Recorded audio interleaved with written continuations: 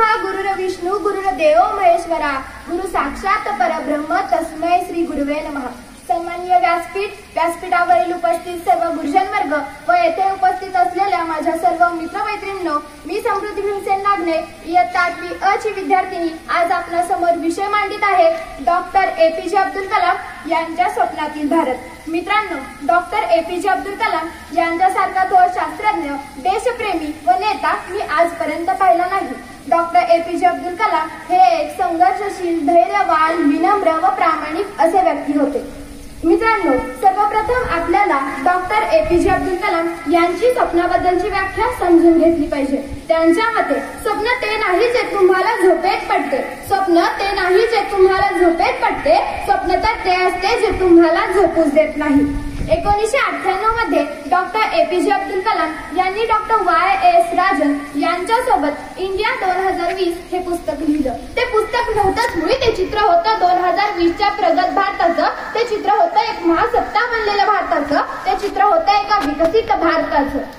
मित्रांनो, doctor APJ Abdul Kalam यांच्या स्वप्नातील भारत हा एक असा देश असेल की जिथे प्रत्येक नागरिक हा साक्षरतेच्या चित्रछायेखाली विसावेल, जिथे कोणीही शिक्षणापासून वंचित राहणार नाही, जिथे ज्ञान फक्त रोजगार किंवा नोकरी मिळवण्यापुरतेच मर्यादित नसेल, जिथे महिलांना व मुलींना मुलांप्रमाणे सन्मान दिला जाईल, जिथे उत्कृष्ट कामगिरीच्या जोरावर सगळे यशस्वी ठरतील, असा डॉक्टर कलामांच्या स्वप्नातील भारत देश असेल। त्यांच्या स्वप्नातील भारत देशामध्ये प्रत्येकाला खाण्यासाठी अन्न व राहण्यासाठी घर असेल, असा डॉक्टर कलामांच्या स्वप्नातील भारत देश असेल। त्यांच्या स्वप्नातील भारत देशामध्ये विविध वैज्ञानिक महत्वपूर्ण संशोधनात मग्न असतील आणि भारत हा एक महत्वपूर्ण वैज्ञानिक आणि तांत्रिक प्रगतीसाठीचा देश म्हणून ओळखला जाईल। त्यांच्या स्वप्नातील भारत देशामध्ये विविध वैज्ञानिक असे महत्वपूर्ण शोध काढतील की ज्याने संपूर्ण विश्व चकित होईल। भारत हा एक महासत्ता बनलेला देश असेल, भारत हा विकासाच्या धुनीचा विश्व विजेता असेल, भारत हा डॉक्टर कलाम यांच्या स्वप्नातील भारत देश असेल, भारत हा डॉक्टर कलाम यांच्या स्वप्नातील भारत देश असेल। थोडक्यात सांगायचं झालं तर डॉक्टर कलाम यांच्या स्वप्नातील भारत देश हा संपूर्णतः विकसित असून देश महासत्ता बनवण्यासाठी ज्ञान, विज्ञान, तंत्रज्ञान, आर्थिक, सामाजिक, राजनैतिक व त्याचबरोबर कृषी क्षेत्रामध्येही आपण समतोल राखला पाहिजे असे त्यांचे मत होते। ते म्हणतात की प्रश्न हा नाही की लोक काय करतात, प्रश्न हा नाही की लोक काय करतात, समाज काय करतो, सरकार काय करते, प्रश्न हा आहे की मी काय करतो। इतरांना त्यांची कर्तव्य समजावून देण्यापेक्षा मी माझी कर्तव्य समजावून घेतली तर मी वागतोय का नियमाप्रमाणे, माझ्या विचाराने आणि माझ्या कार्याने होतंय का देशाचं भलं, आणि जर होत असेल तर उगारावेत प्रश्नांचे आसूड, नाही तर पहिला फटका स्वतःला मारून जरा गाळावा घाम स्वतःसाठी आणि स्वतःच्या मातीसाठी। मित्रांनो, विज्ञान हे साध्य नाही, विज्ञान एक साधन आहे। विज्ञान हे साध्य नाही, विज्ञान हे एक साधन आहे आणि दोष साधनाचा नाही तर ते साधन वापरणाऱ्या मानवाच्या मनोवृत्तीच आहे। विज्ञान हे मानवाला मिळालेलं एक वरदान आहे आणि जर आपण त्या वरदानाचा उपयोग विघातकतेसाठी न करता विधायकतेसाठी केला तर निश्चितच डॉक्टर कलाम यांच्या स्वप्नातील भारत देश साकार होण्यासाठी फार वेळ लागणार नाही आणि त्यानंतर जो भारत देश आपल्याला पाहायला मिळेल तो असेल सर्व क्षेत्रांमध्ये यशाच्या उत्तुंगाच्या शिखरावर पोहोचलेला डॉक्टर कलाम यांच्या स्वप्नातील एक मूर्तिमंत भारत। जाता जाता एवढंच म्हणावंसं वाटतं, कारा हर हिंदुस्तानी के दिल में उमंग जलती हुई एक लो लग जाए, कारा हर हिंदुस्तानी के दिल में उमंग जलती हुई एक लो लग जाए और मेरा भारत सारी दुनिया का खुदा रहमत सिखाए, सारी दुनिया का खुदा रहमत सिखाए। धन्यवाद।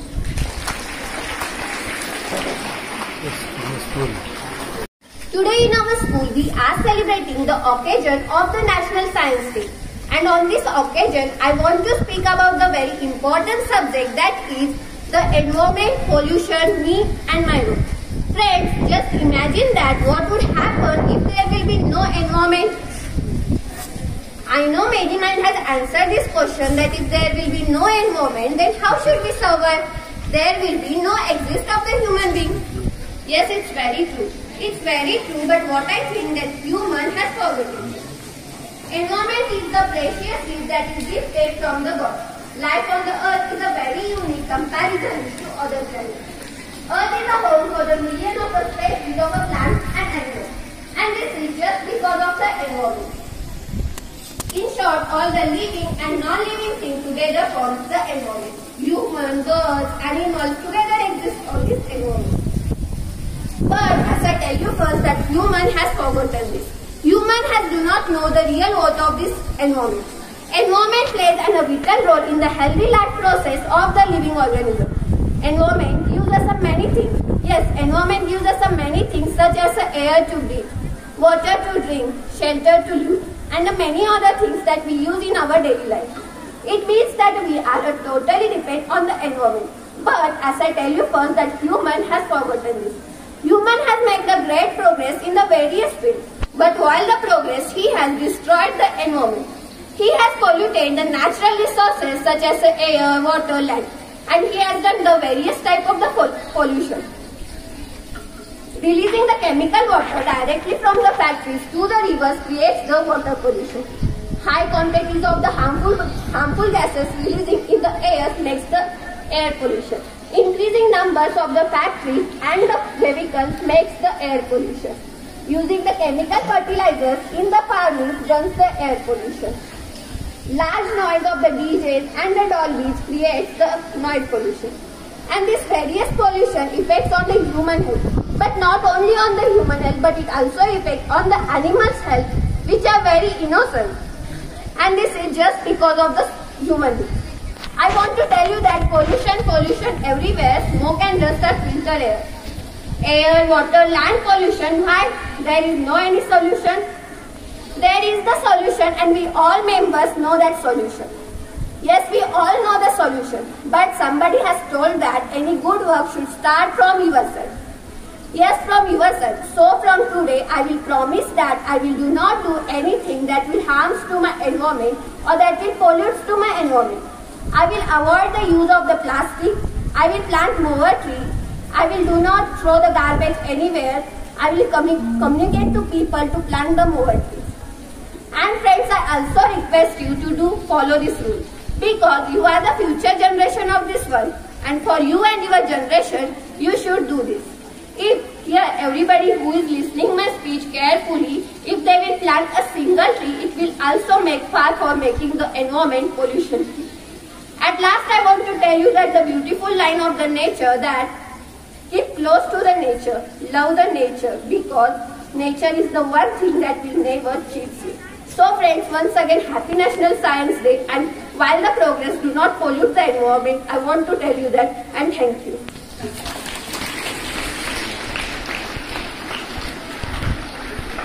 धन्यवाद.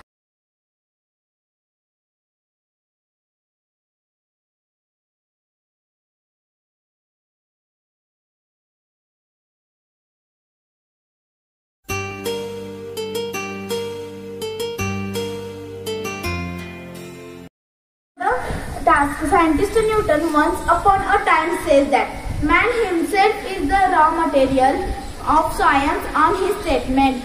We must be think whether science is man or man is a science. It is very interesting to note that Newton was absolutely correct on his statement. On the science pillar, we construct a building called technology, which helps us every moment to make our life luxury. This technology sends man on moon and simultaneously it reduces human exertion. It helps housewife to make chapati, to clean house. It runs everything in home systematically.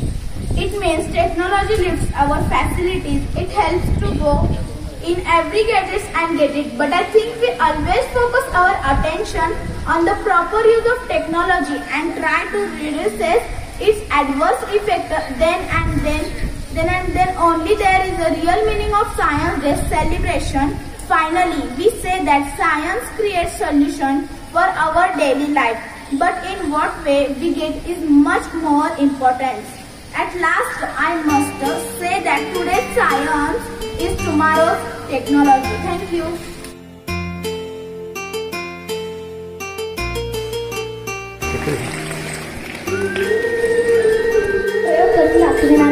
त्या प्रयोगाचे नाव वायूची निर्मिती. त्या प्रयोगासाठी लागणारे साहित्य प्लास्टिकची बाटली, पाणी, फुगा, इनो. चला तर मग प्रयोगाला सुरुवात करूया. पहिल्यांदा बाटलीमध्ये पाणी घ्या, नंतर फुगा घ्या, त्या फुग्यात इनो घाला.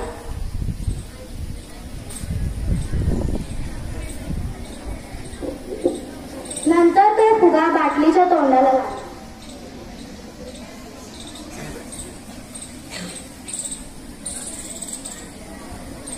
आता तो फुगा वर उचला. आता याचे निरीक्षण करा. फुगा आपोआप फुगला. याचे शास्त्रीय कारण असे की पाण्यामध्ये इनो घातल्यावर कार्बन डायऑक्साईड हा वायू निर्माण झाला व त्यामुळे फुगा आपोआप फुगला. धन्यवाद.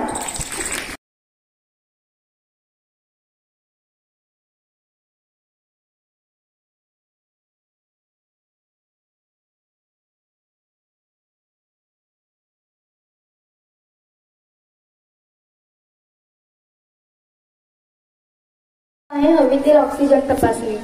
त्या प्रयोगासाठी लागणारे साहित्य आहे मेणबत्ती, काळी पेटी, रंगीत पाणी, एक काचेचा ग्लास व प्लेट.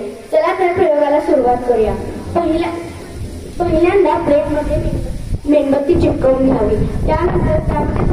त्यानंतर मेणबत्ती पेटवून घ्यावी.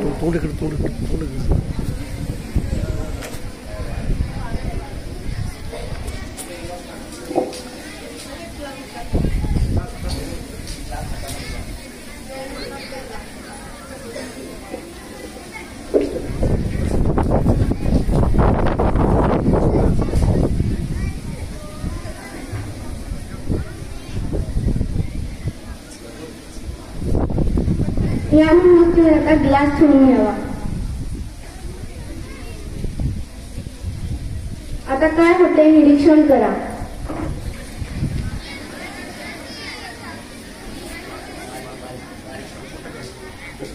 थोड्या वेळाने मेणबत्ती विझते व पाणी ग्लासमध्ये चढते. असे का होते? यामागचे शास्त्रीय कारण असे आहे की मेणबत्तीवर ग्लास ठेवण्याआधी मेणबत्ती कितीही वेळ पेटत राहील, कारण मेणबत्तीच्या ज्वलनास आवश्यक असणारा ऑक्सिजन हवेतून मिळू शकतो. पण मेणबत्तीवर ग्लास ठेवल्यावर ग्लासमध्ये जोपर्यंत ऑक्सिजन उपलब्ध असतो तोपर्यंत ती पेटत राहते व ऑक्सिजन पूर्ण वापरला गेल्यावर ती विझते. म्हणून जोपर्यंत ग्लासमधील ऑक्सिजन संपत असतो तोपर्यंत त्याची जागा पाणी व्यापते. धन्यवाद. We know what is meant by science. Science is a knowledge or information which we gain from the experiment or observation. Science is the significance of thinking. We want to use the science in a day-to-day life. We use the science in fields like agriculture, medicine. But I am not here to tell this information. I am going to touch on an interesting topic, which is the role of science in student life. We learn the science from a 5th standard or maybe 3rd, 4th standard, but we do not take that much of interest because we do not think all perspectives of science in a different way or a different point of view. I can say this because of I notice generally in the class we do not ask the questions as many we can because our potential is high to enhance or reach the highest level of intelligence.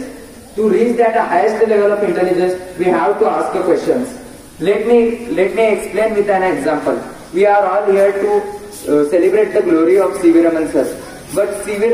Raman sir had a question and then discovered this discovery. When sir was traveling from London to Calcutta, sir saw that the sea was blue and sky was blue in the horizon when sun was shining at the evening. And sir asked her why, and then they get a Nobel Prize. When that means sir was pondering that why the horizon of a sky and sea meets looks at blue and then sir's research resulted as a beam of velocity scattering of photon in light. That means sir had the question and they discovered that. Similarly, Newton sir has also that the question why apple comes down, and they discovered gravitational force. Every discovery has the question, or everything is first imagined and then applied into day-to-day life. Science is not all about laws or laws, equation and theories. Science is all about application of that laws. We have to apply in our day-to-day life the science, and we have to reach the highest level of intelligence as a student. In student life, we have to ask more questions and think in a different way to become a superpower in the world. We have the highest youth in the world, but our youth is distracted from the beautiful world of science. We have to channelize our energy in the science and become the superpower in the world. So my motto is to stand here and speak in front of this amazing youth of India to tell that in student life we have to ask more questions, to think in a different way and do some great discoveries what C.V. Raman sir did, and take an inspiration from them and do some excellent discoveries to make this world better. Thank you for giving me an excellent opportunity to speak and giving me your precious time to speak.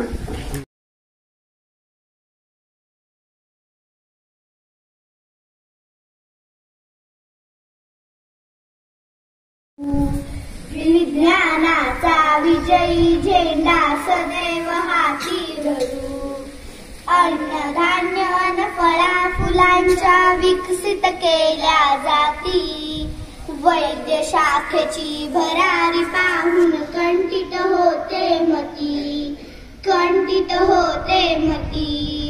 भाकड गायच्या कासेतून दूध लागले झरू, विज्ञानाचा विजयी झेंडा सदैव हाती धरू, ज्ञानाचे हे चक्र सुदर्शन लागले हो फिरू, विज्ञानाचा विजयी झेंडा सदैव हाती धरू, मोबाईल आणि संगणकाच्या दौडत आल्या लहरी, अमृत आणि विश्व आभासी दिसू लागले घरी, सुख शांती आणि आरोग्य शोधत यंत्र लागले फिरू, विज्ञानाचा विजयी झेंडा सदैव हाती धरू, ज्ञानाचे हे चक्र सुदर्शन लागले हो फिरू, विज्ञानाचा विजयी झेंडा सदैव हाती धरू.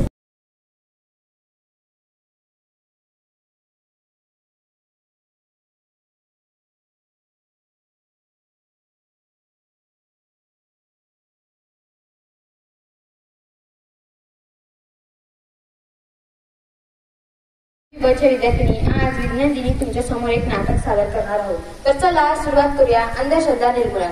सायली ही सुट्टीमध्ये रेवाच्या गावी आली आहे. त्यांच्यात होणारा हा संवाद.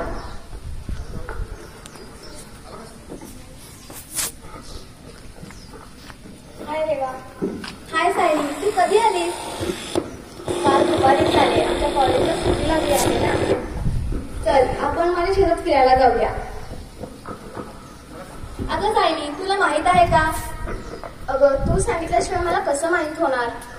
अगं आपल्या या गावात एक बाई आली आहे म्हणे. ती सर्वांच्या समस्यांवर उपाय सुचवते. काय बरं तिचं नाव? मुक्तिमा. काय? हो, ती ढोंगी बाई आहे. लोकांना किराणा व पैसे द्यायला सांगते व फालतू उपाय सुचवते. मग हिला तर आपल्या गावातून हकललेच पाहिजे. अगं पण जर तिला आपल्या गावातून हकलवायचे असेल तर तिच्या विरुद्ध आपल्याकडे पुरावे तर हवेतच ना. त्याशिवाय गावकरी आपल्यावर विश्वास कसा ठेवणार? हो, चल मग पहिल्यांदा गावकऱ्यांचा तिच्याबद्दल आढावा घेऊ आणि मगच तिला हकलून लावू. याच गावातील पुढील दृश्य.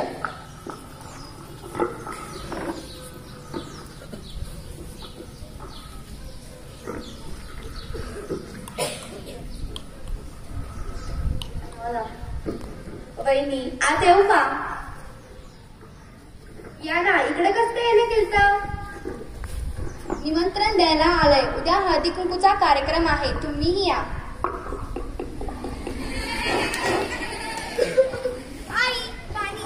अहो, हिला काय झालंय? अहो काय सांगू, काल कंटीचा ताप गेला आणि हिला ताप लागला. गावदेव केलं, नारळ फोडली, नवस केला, तरी बी काहीच फळ लागेना. आता काय करू? तुम्हाला माहितीये का, आपल्या गावात एक मुक्तिमा आली म्हणे. ती सर्व समस्यावरती उपाय सुचवते. ही यावरती पण काही उपाय सुचवेल. आपण उद्या तिच्याकडे जाऊया. बरं वहिनी, येऊ का? हॅलो. अगं आई, त्यापेक्षा हिला दवाखान्यात दाखव ना. ही 2 दिवसात बरी होईल. तू गप्प बस. मोठ्यांच्या बोलण्यात तुडबुड करायची नसती. तुला पण देवाला दाखवलं नाही तू बरा झालास. अगं आई, मला दवाखान्यात दाखवल्याने मी बरा झालोय. दुसऱ्या दिवशी सर्वजण त्या मुक्तिमाकडे जातात. सेंटर घे खुर्ची. खुर्ची सेंटर. मुक्तिमा की मुक्तिमा की.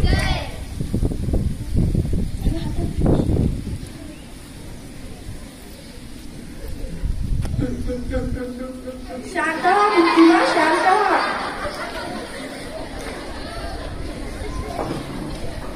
अहो मुक्तिमा, माझ्या मुलीला ताप आलाय. देवाला नेलं, नारळ फोडली, नवस केला तरी बी काय फळ लागेना. काहीतरी उपाय सांगा बाई. य पोरी इकडे य.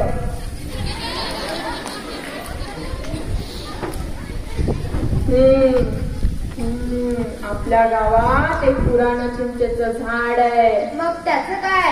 त्या झाडाखाली 2 किलो पीठ, 1 किलो डाळ व 1 जेमिनी तेलाचं पाकिट. तुझ्या पोरी संग रात्री ठीक 12 वाजता झाडाची पूजा कर. सोबत 300 रुपये ठेव व माग वळून बघू नकोस. मग बघ तुझ्या लेकीचा ताप कसा निघून जाईल. वय मुक्तिमा. मुक्तिमा की जय, मुक्तिमा की जय. ही सर्व घटना रेवा व सायली लपून ऐकत व बघत असतात. अरे हा किती भयंकर प्रकार आहे. असं कधी होत असतं का? हे गावकरीही या मुक्तिमावर उगाचच आंधळा विश्वास ठेवतायत. अगं पण मला एक कळत नाहीये, मुक्तिमाने नेमकं किराणा मालच का मागवला असेल? त्याबद्दल ती पैसेही मागू शकली असती ना. हो चल, आपणही तेथे 12 वाजता जाऊन बघूया नेमका काय गोंधळ आहे ते. हो, आपण असंच करूया. याने या गोष्टीचा आपल्याला काहीतरी खुलासा होईल. सर्वजण गेले का? हो मुक्तिमा, सर्वजण गेले. तुम्हीही ठीक रात्री 12 वाजता जावा व आजूबाजूला कोण आहे की नाही याचा अंदाज घेऊन ते सर्व सामान घेऊन या. रात्रीचे ठीक 12 वाजता.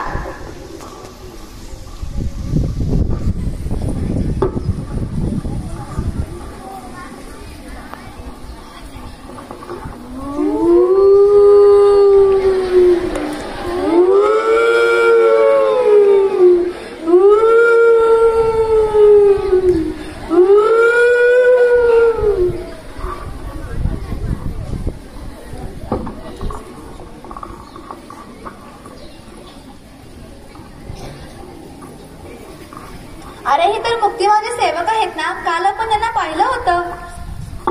हो थांब, मी याचा व्हिडिओ करते म्हणजे आपल्याला पुरावा म्हणून वापरता येईल.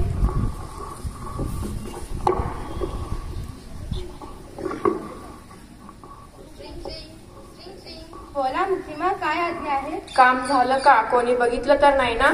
सगळं सामान उचललंय मुक्तिमा, आता तुमच्याकडेच येतोय.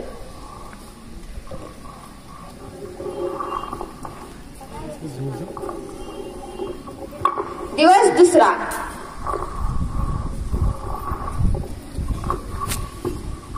मुक्तिमा की जय, मुक्तिमा की जय.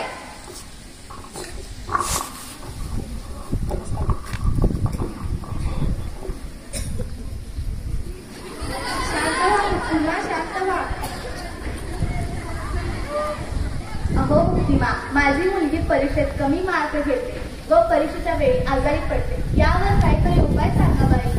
ये पोरी इकडे ये.